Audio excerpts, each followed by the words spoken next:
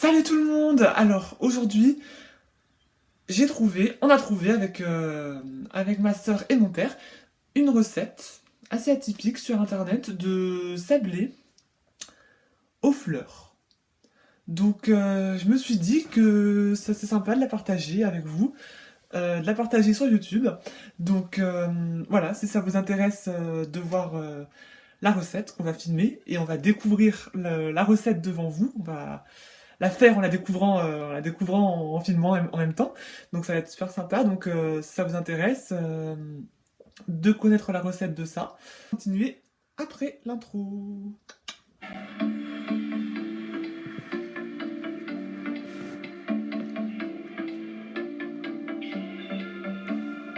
Donc pour cette recette, il va vous falloir d'abord 250 g de farine. Ensuite, il vous faudra 90 g de sucre. Donc on a là-dedans une pincée de sel.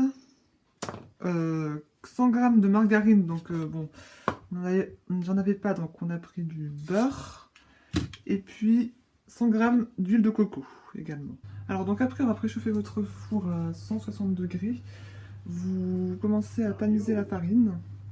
Et donc je vous mettrai les ingrédients en barre d'infos si vous voulez. Donc on commence à tamiser la farine, 250 g. Et donc on y va. Voilà, donc vous tamisez ça.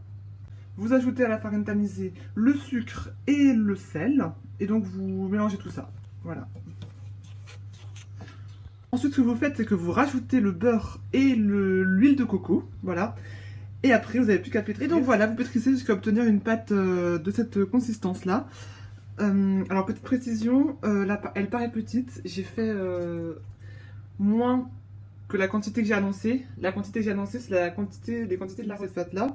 Et donc ensuite, vous allez la couvrir avec un film transparent et la mettre 15 à 30 minutes au frigo. Alors moi pendant ce temps, bon, j'éteins le four parce qu'en fait la recette me disait de mettre le four hyper tôt, mais en fait bon, je veux dire, vu qu'il faut mettre 15 à 30 minutes au frigo, ça sert pas à grand chose, donc je l'ai éteint et puis... Alors pendant ce temps, vous allez aussi pouvoir fariner votre plan de travail, voilà, donc voilà, en fait, vous parsemez un petit peu comme ça et puis voilà, pendant ce temps, donc comme ça vous préparez le plan de travail pour la pâte ensuite. Donc moi c'est ce que je fais, voilà.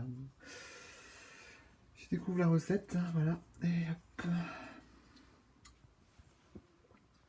Et donc là on va étaler la pâte avec un rouleau.